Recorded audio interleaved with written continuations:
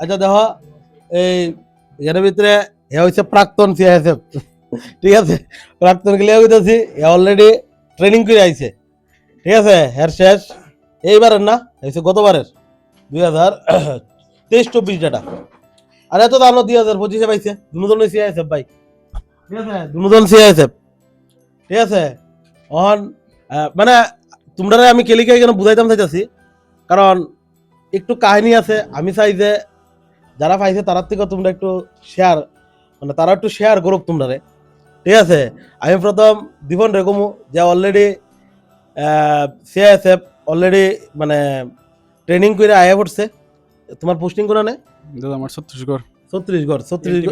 হ্যাঁ এনটিপিসি। আচ্ছা দেখো, হ্যাঁ ভাই, হ্যাঁ একটু কাহানি আছে, মানে হ্যাঁ তুমি মার্ক কত পাইছিলা? 102। 102 মার্ক পাইছিল, বুঝছো নি?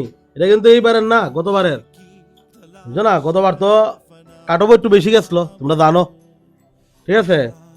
আর এইবার তো কদিন আগে 2025-এর বাইরে হইলো মেরিট আউট যেটা হয়েছিল এসএসসি জিডির, এটা কাট অফ তুলনামূলক একটু কম গেছে, ঠিক আছে না?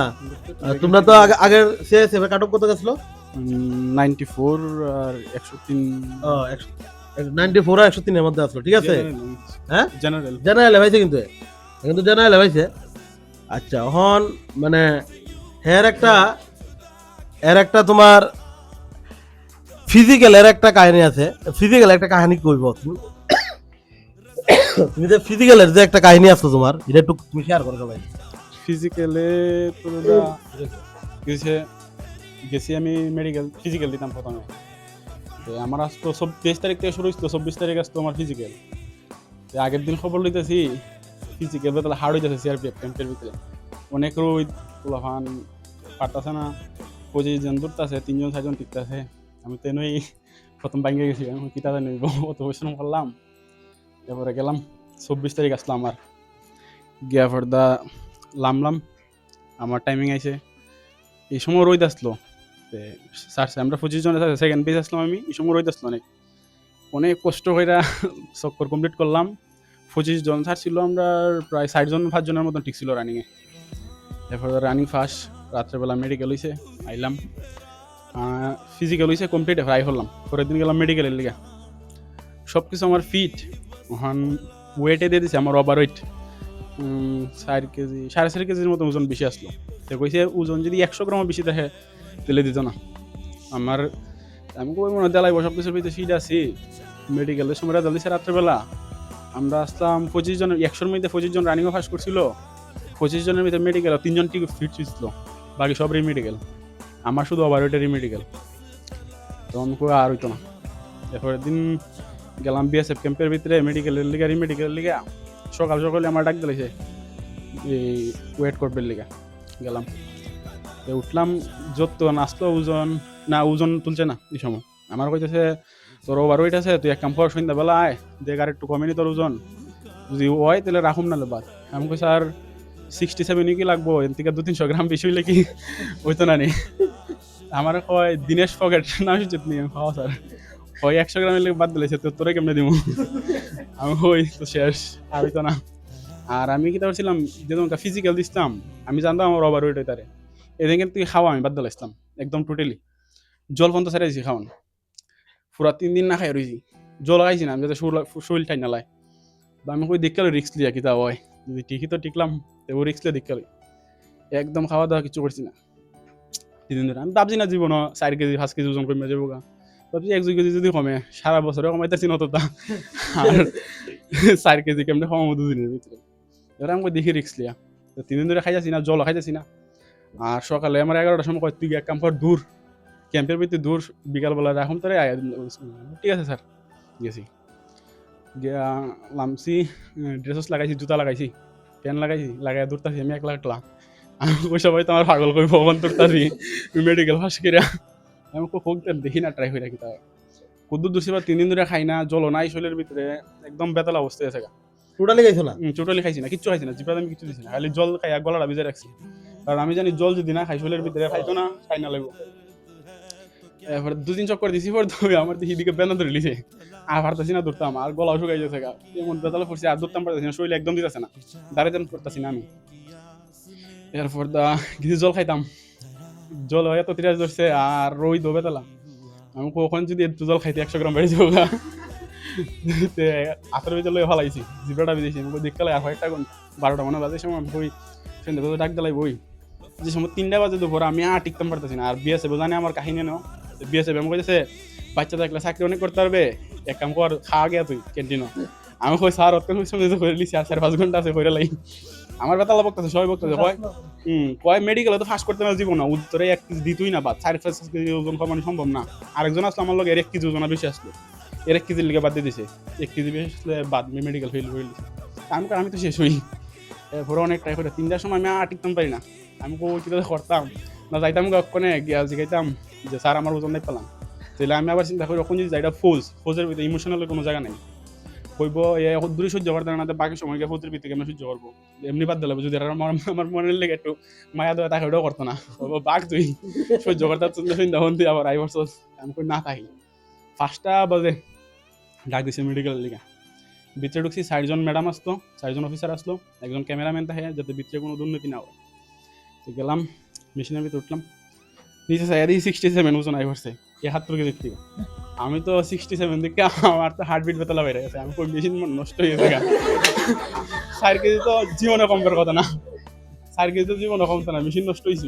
আর তো আমি কই কাহর কি কথা হইব। আর এরা ক্যামেরাম্যানরা কইছে দিকে কত 67, এরা কয় 67 দাঁড়াই গেছে 4 জন এরকম আসলো। তারাও মনে করছে মেশিন নষ্ট হয়েছে। সাইরোজন বাইরে এইদিকে সামনে আই পড়ছে, কই ক্যামেরাম্যানটা কই মেশিনটা তুই লাভার বোয়া বয়সি। আমি কই অক্ষণ শেষ হই আসলে মেশিন নষ্ট আসলো, আবার উঠছি যদি আবার 67, এরা খালি একজনের মুখে দেখুন স্যার ওইটা কেমন হইলো 5 কেজি কেমন কইবা দেখা। এরপর দাঁড়া কত চিন্তাধারা হলো, সব সাহায্য রয়েছে সবাই। এরপর দেখে বইছে আর কিছু মাথা না, এরপরে 8টা খানা পাইছে। এরপর কয় একটা ফর্ম দিছে বাহিরা, কই 2টা সাইন কর দিয়ে বেরিয়ে গেছে। আমার মতন আসলো আরেক পাগল, এওর সেমি কাহিনী, এও ফিল করতে করতে চাইছে, এও 2 সাইন করে বেরিয়েছে। বাইরে দুজনে গোলাপ ধরে খান দিয়ে আমরা কিন্তু ফার্স্ট তো করতাম না মেডিকেল, কত ধরে ডাক দিছে পরে আমরা দুজনের ডাক দিছি দিয়ে জীবন দেব না মেডিকেল ফিট। আমি তো এখন মেডিকেল ফিট মানে তো চাকরি কনফার্ম হই না ভাই, বিএসএফ তো ফার্ম হই দেখছো রে কিতা করতে কাহিনী কিন্তু বড় বেদলা কিন্তু ভাবছিলাম এর আগে যে সময় রেজাল্ট দিব ফাঁস করে ফিল করে পরের কথা আগে বাইরে ভালো করে খামো, এই সময় তো খুশির ছড়ে কোথা তো গেছে খাওয়ানোর ভিতরে ওই সত্যি বাদ গেছি পেট ফুল। আর হ্যাঁ এই দীপনের কথাটা একটু আমি কইতাম চাই, মানে তোমরা দেখো অনেক পোলাপান বাহানা দে, ঠিক আছে? তোমরা দেখছো অনেকে গতকালকে আমি অনেকে যারা আধা ঘন্টা লেট করে আইছে, ম্যাথের একটা ক্লাস শুরু করছি, আধা ঘন্টা লেট কেমনে করে একটা নতুন টপিক তো ধরলাম আমি, পরিমিতি করা নিস তো কতদিন, তে আধা ঘন্টা পরে আয়া হ্যাঁ কিছু বুঝবো নি, কারণ আমি তো অনেক কিছু বুঝাই লাইছি। আধা ঘন্টা পরে আয়া কইব কিতা করতেছে কিচ্ছু বুঝি না। 1 নাম্বার কথা, তোমরা টিচারের নামেও তোমরা উল্টাপাল্টা ফিডব্যাক দিব অনেকে, এবং কইব তোমরা কিছু বুঝছো না, তোমরা আধা ঘন্টা লেটে আইছো। তারপরে কালকে আমি প্ল্যান করছি ঢুকাইতাম না, মানে ঢুকাইতামই না। কালকে আমরা ইনস্টিটিউশনের বারান্দার মধ্যে বইয়া অনেকে অনলাইন ক্লাস করছে, তোমরা দেখছো, ঠিক আছে? কাটাদানে ছবিও তুলছে, আমরা ভাড়াইছে, তারা অনলাইন ক্লাস করতেছে। আমি এখানে ক্লাস করে যাচ্ছি, আমি দেখতেছি বাইরে আবার ক্লাস রিপিট হইতেছে, তাই বুঝছি সবাই মনে হয় মোবাইল চালাই রাখছে। এই জিনিসটা কেন করা হয়েছে বলছে, কারণ নেক্সট টাইম যাতে এটা না করা হয়, 4 জনের দিকে শিক্ষা হয়। যেমন ওই সন্দীপে কইছে 10 মিনিট লেট হয়েছে, এলাকা আইসুই না, কারণ জানে হ্যাঁ বাইরে থাকবো, ঠিক আছে? কথাটা তুমি আইসো না, এটা তো বিশাল বড় কাজ করছো একটা, ঠিক আছে? কিন্তু এমন করো না, আইও, ঠিক আছে না? তুমি যে তোমরা যে কালকে করা হয়েছি এই জিনিসটা তো করলাম, তোমরা ভুল ভাববা অনেক রে, আমরা কিতা ভাই, তোমরার লেগে তো সবকিছু পরিশ্রম, ঠিক আছে না? সব পরিশ্রম তোমরার লেগে না? আর সবাই যেহেতু এসএসসি জিডি দিতে আইসো, তার মানে ফৌজের ভিতরে যাওয়ানোর ইচ্ছা। আর ফৌজের যাইতে হইলে লিগা প্রথম থেকে ওই মন আর শরীর দুটোটা শক্ত করে লাও, কখনই তাহলে হইতো না। ফিজিক্যালি আর মেন্টালি দুটোটা ফিট থাকতে দিব। ফৌজের ভিতরে সবচেয়ে বেশি দরকার মেন্টালি। ট্রেনিংয়ের ভিতরে এত টর্চার করবো, অনেক ফ্লোহান চায় ট্রেনিং সেটা ব্যাগেই তো গা, এরকম করলে হইতো না। আগের থেকে ওই শক্ত করে রাখতে দিব। 1 সেকেন্ড আর 2 সেকেন্ডের যে সময় কিমত তোমরা বুঝবা, এই সময় গিয়া সাকসেস হইবা। একদম ছোট জিনিসটা বুঝ দিব, কারণ আমরা 50 লাখ 60 লাখ লোক লামি মাঠের ভিতরে, তা আমরা কম্পিটিশনরা একজনের লগে একজনের, তোমরা এর লগে কইরা পারো তুমি কম্পিটিশনটা দাইবা। এই 50 লাখের বীর থেকে তুমি বাইরে আইতে পার 40 হাজারের মধ্যে, তাহলে মেহনতটা কত করতে দিব এটা বুঝ দিব। একদম জান দিলাই দিব, 1 বছর জান দো, বাকি সারা জীবন বয়ে দেখো।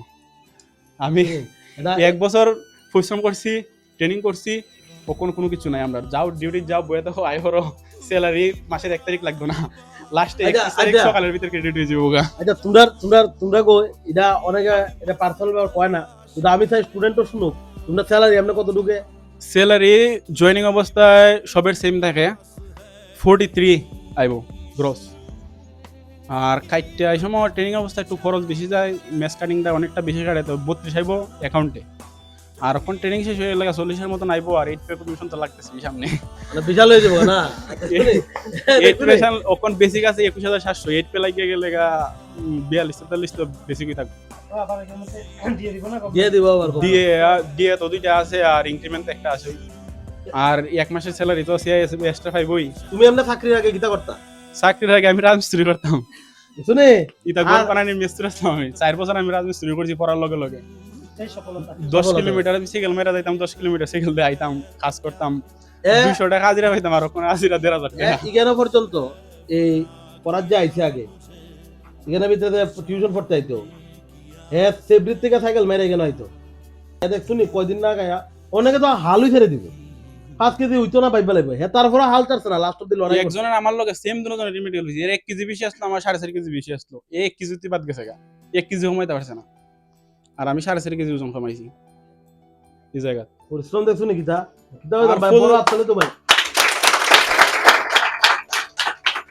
আর ফৌজের মধ্যে যাইতে গেলে পরিশ্রমটা করতে হইব। আর ট্রেনিং এর ভিতরে তো ট্রেনিংটা একটু হার্ড আছে, এটা একটু দেখতে হইব।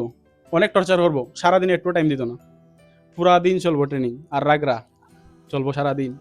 সকালে 3টার সময় ঘুম থেকে উঠবা, যাইবা ট্রেনিং এর ভিতরে, আইতে আইতে 8:50, 10 মিনিটের ভিতরে খাওন রেডি হয়ে ড্রেস পাল্টে আবার গ্রাউন্ডে 10 মিনিট টাইম দিব, 1 সেকেন্ড দিব, লাডি রেডি থাকবো, খাওন টাউন কেমন দে? খাওন সেরা দিব। সেরা দে না? কিন্তু খাওয়ানোর টাইম পাইতো না অতটা। একবার আইবাই 1টার সময় 300 জনের বীর লাইন দাঁড়ায় লইবা, 1 ঘন্টা লাগবে খাইতে। গিয়া বিছনাথ পড়তে পড়তেই এক সিটি মেরে দিব আইবেল লিগে, কারণ এতজন লোক থাকবো, একজন না একজন কোনো কাণ্ড কইরাইব, আর সবাই পানিশমেন্ট ভুগবো। একবার আইতে আইতে রাত্র 8টা, সারাদিন তো পানিশমেন্ট দেওয়ার সময় নাই, সারাদিনের পানিশমেন্ট আবার রাত্রে দিব। আবার 9টা বাজলে খাফর, সারাদিন যত খাফর বরবো এডি দইতিব। আর 2 পড়তে ঘুমাইতে ঘুমাইতে আবার চিন্তা হইব 3টার সময় উঠতিব, তখন ঘুমাইতেই আর বিছনাথ পড়তে পড়তে সকাল হয়েছে। একদিনও রেস্ট নাই, কন্টিনিউ চলবো 11 মাস এরকম। তো এটার লেগে আগের থেকে মনে শক্ত করে চলো, কিন্তু মজা আছে অনেক। একেবারে তো মজা আলাদা বাড়ি যাইলে। আর যে সময় 2 মাস জয়েনিং করার পরে 2 মাস পরে যে সময় অ্যাকাউন্টে ক্রেডিট হইব, ওই সময় আর কিছু আরে এই সময় আর কিছু লাগবে না। এটাই সবচেয়ে মজা, যেদিনকে অ্যাকাউন্টে ক্রেডিট হইব এদিনকে সারাদিন ঘুম ধরতো না। এটা সবচেয়ে বড় কথা বুঝছো না? কারণ কেরে একটা টাইমে দেখো এদেরা কইছে এর কাহিনী, মানে এ কিন্তু রাজমিস্ত্রি করছে, কিন্তু রাজমিস্ত্রির থেকে আজকে কি হয়েছে, ফৌজি হয়েছে, সিআইএসএফ, ঠিক আছে? তে তোমরা দেখো একটা টাইমে হেরও কিন্তু খুব খারাপ দিন আসলো, কিন্তু খুব কষ্ট করে কিন্তু পড়ছে। কিন্তু কইলাম না এক গাড়ি ভাড়া কিছু সেভ করতো, কারণ কেলিগা হ্যাঁ তো পেমেন্ট দিবার মতো সিচুয়েশন আসলো না যে হে এখান থেকে গাড়ি দিয়ে দেয় ডেলি আয়ুক। হ্যাঁ সাইকেল মেরে মেরে আইতো, শেষ করতো, শেষ করে আবার তোমার সাইকেল দিয়ে যাইতো। কতটুকু হ্যাঁ পরিশ্রম করছে তুমি চিন্তা করে দেখো। তুমি তো সব দিন সাইকেল দিয়েছো। পড়ার ভিতরে আমার সময় 10 কিলোমিটার, আমরা এই জায়গা থেকে এই জায়গাটা 10 কিলোমিটার আমন, 10 কিলোমিটার যাওন। শুনি সাকসেস কারে কয় দেখ কারা হো ভাই, তোমরা অবশ্যই এমন ভাবে ইয়ে করবা, কারণ তোমরা দেখানি রেডি, মানে দেখ একটা মানে স্টুডেন্ট মানে একটা মানে হ্যাঁ কতটুকু পরিশ্রম করছে। আর ভালো করে পরিশ্রম করলে সাকসেস ওই ভাই, এটাতে কোনো না নাই আসে না। একটা জিনিস অনেকে মানে যে আমার কপালও আছে না, জানি কপালটা অনেকে বিশেষ করে, এটা বাদ, পরিশ্রম করলে কপালের লেখাও বদলাইব, এটা মান্য লাইব। কপালের কোনো কিছু লেখা এমন কিছু আছে আমি মনে করি না, কপাল নিজের দ্বারে বদলানি আর রাহন। আমি যদি এরকম মনে করতাম যে 4 কেজি কমতো না আর এটা লইয়া থাকতাম, তাহলে আমার কপাল ওই থাকতো না। আমি দেখছি, আমি দেখি আমার কপাল নেই বদলাইতাম, তাই আমি বদলাইছি। তোমরাও বদলাইবে একদিন, ভালো করে পরিশ্রম করলে ভগবানের সাথ দিব, এটা মনে রাখতে দিব, এটা একদম সত্যি কথা।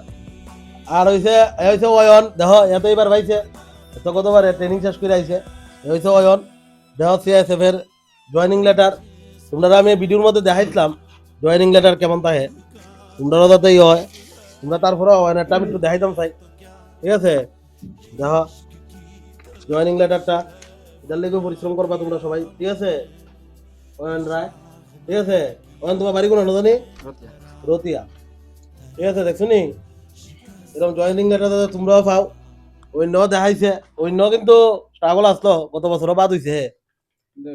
দীপন্ত যখন কইলো যে মানে কপালের আশা করলো, তাহলে আমিও চাকরি পাই না কিন্তু আমি কিন্তু আমি কপালটা চিন্তা করছি না, কিন্তু আমি নিজে মানে ইয়া করছি। আমি কপালে চিন্তা করলে আমি চাকরি পাই না, একদম জেনুইন কথা যেটা। আমি দাদা জানাই এটা কিন্তু ও মা, কপালে চিন্তা করলে আমি চাকরি অয়ন কতবার রিজেক্ট হয়ে গেছিল গা, কতবারের কথা রিজেক্ট হয়ে গেছে, একটা ডকুমেন্টস এর লেগে রিজেক্ট হইছিল, এবারে আবার কথা কয়ে ঢুকছে। তাও এখানে কিন্তু দেখো অনেকের হাইটে বাদ দিয়ে কইব প্রথম বাদ দিয়ে লেবো, কিন্তু তোমার তো জানা আছে যে তুমি বাড়িতে নাই পেয়ে গেছো, সবকিছু ঠিকঠাক আছে। তারা মানা করলে তার লগে তর্ক করতে লাগবে, তারা জীবনে কোনো কিছু করে না। আমি লাস্ট মধ্যে এতটুকু ইয়া করছি যে আমি রিজেকশন পাই, রিজেকশন লেটারটা এমন ভাবে ইয়া করছি যে একটা সিআরপিএফ এর লগে কথা কইয়া ভিতরে ঢুকছি, কিন্তু ভিতরে যে ঢুকছে তারা সবাই অবাক, আমি কেমনে ঢুকছি, আমি এতটুকু মানে চালাকি করে ঢুকছি। এরপর ঢুকে সেটা আমার ভিতরে গেছি পরে অনেক কথা কইছে যে গালি তো হয়, তা কোয়েল আপনার ফৌজের ডিফেন্সের ভিতরে গালি শুনতে লাগবে। এরপরে সবকিছু কইছে, এরপরে ওইবনি তোমার কেডা কইছে আইতো। এরপরে লাস্ট পর্যন্ত আমার বয়ে থাকে আমার এখান থেকে সুমন যতটুকু আছে প্রথমে এতটুকু দূরে নিয়ে বসে, এরপর না হইলো 50 মিটার দূরে নিয়ে কোনার ভিতরে আমার একলা বসে। তারপর আমি 1.5 ঘন্টা বয়ে রয়েছি। এরপরে আমার লাস্টে সিও ডাক দিছে পরে। এরপরে আমার যেই মণিপুরিটা আমার ইয়া বাইর করছে, আমি এই মণিপুরিটার ইয়া দোষ দিয়ে দিছি। আমি কিছু স্যার আমার ইচ্ছা করে বলে বাইর করে দিছি। তারপরে এরপরে হে আমার লগ লগে কইছি মণিপুরিটা যে ঠিক আছে আমি বাইর করছি। আমি সিওর কাছে কইছে যে আমি বুঝতে পারছি না, এত 26 তারিখের একলা আসলো, আমি 26 তারিখ আসলো ইয়া ফিজিক্যাল আমার 24-এ। তারপরে আমি ফর দ্য লাস্টে আমার সিও কইছে আর কি দেহ আমি কইতে পারি না হইব নি, কারণ তুমি অনলাইনেতে রিজেক্ট হয়ে গেছো। এরপর এখানে ফোন করে সবকিছু এরপর ঠিকঠাক করছে। এরপর আমি মেডিকেল ফিট হয়ে সেটা বাইরেছি। এরপর এইবার তো আগেরবার মেডিটে বাদ গেছিলাম, আর এইবারও সেম দাদা জানে সবকিছু। এবারও কপালে চিন্তা করলে আমি জীবন আমি চাকরি পাই না। আমি যদি আমি জানি আমি কপালে থাকলে আমি খাইতাম না, কিন্তু আমার এটা মেহনত করে আমি পাইছি টোটালি পুরো না। আর এবারে যে ফিজিক্যাল হইছে এবার কিন্তু কেউ কিন্তু ত্রিপুরা পড়ছে না, কিন্তু না দেখছো পুরানো পড়ছে, ম্যাক্সিমাম পোলাপান কিন্তু বাদ হয়ে গেছে বাইরে পড়ে। বেশি মানে যদি মনে হয় যে এক্সাম তো আছে, কিন্তু ফিজিক্যালটাও তাগড়া রাখতে লাগবে। ফিজিক্যাল বাদ দিলে ভাই অনেক কষ্ট লাগবে। তুমি ফিজিক্যাল সেন্টারে যাইলে দেখবা যে কত পোলাপান কান্দা আয়ে, আর মেডিকেলে দেখবা যদি একটু পয়েন্ট লেগে ছোট পয়েন্ট লেগে যারা বাদ হয়ে এটা বেতালা। আমি নিজে কাঁদছি। আমি এই সিআরপিএফ ক্যাম্পের থেকে মানে আগরতলার এখান থেকে পুরো খয়ার পুরো দিয়ে মানে ফোন করছে, মানে কানতে আইছি যেদিন আমার রিজেকশন দিছে। সুমনে প্রথম ফোন করছিল, সুমনে ফোন করবো তো দাদারে, সুমনে কইছে দাদা ফোন করছে আমার, আমি আমি তো পুরা ওই জায়গাটা কানতে এসে।